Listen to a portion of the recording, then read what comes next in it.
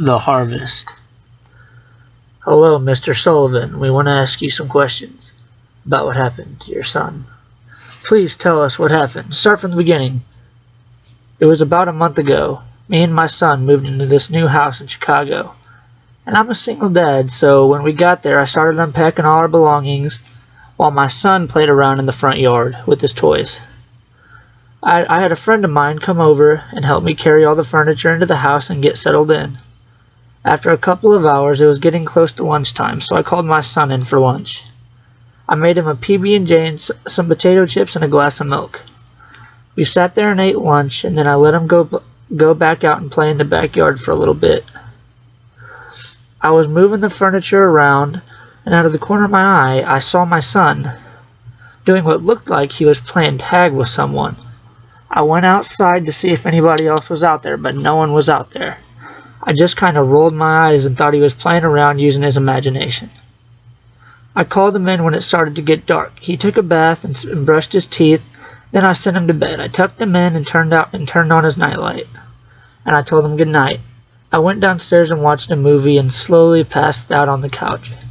About 2 weeks went by, nothing really happened, and everything seemed pretty normal. Besides, my son kept talking to this person that wasn't there.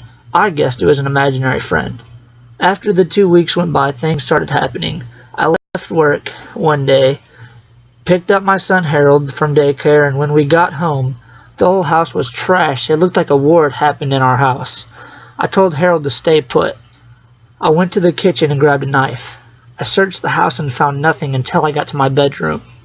I approached my room and heard what sounded like an old lullaby.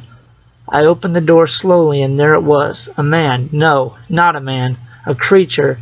It was about 8 foot tall, had no clothes on and scars all over its body. He turned to me, and when I saw his face, there were empty sockets where his eyes should have been. He had a stomach-turning smile cut into his face from ear to ear, and no nose. It let out a blood-curdling scream. I covered my ears, and when I looked back up, it was gone. I ran downstairs quickly to get Harold, but he was not there. I heard him scream, and I ran to the backyard, only to see that thing running off into the woods with my son. I chased after it, but I lost him. It had unhumanly speed. I searched the wood for hours, until finally I came across a small cave on top of a hill. I climbed up to it. No flashlight, only a kitchen knife, and I was full of fear and confusion. I had no idea what was going on. I entered the cave. I searched around for about 5 minutes. It reeked with the smell of death. I entered a small opening, and I vomited at the sight. Mutilated bodies of little children everywhere, some missing heads, arms, legs, some were missing eyes and teeth, some were ripped open. I turned around. There it was, staring into my soul, with my son's decapitated body in hand. I was stunned, but built up enough anger to snap out of it.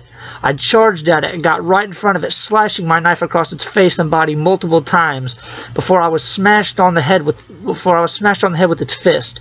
I was knocked out. I woke up in my neighbor's front yard, along with my son's decapitated body and the bloody knife in hand.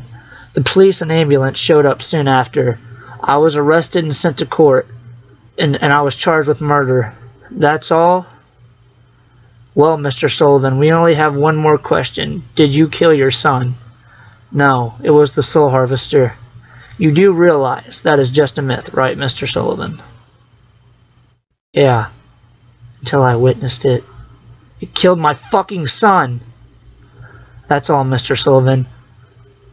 Killed my son. Killed my son. It killed my fucking son!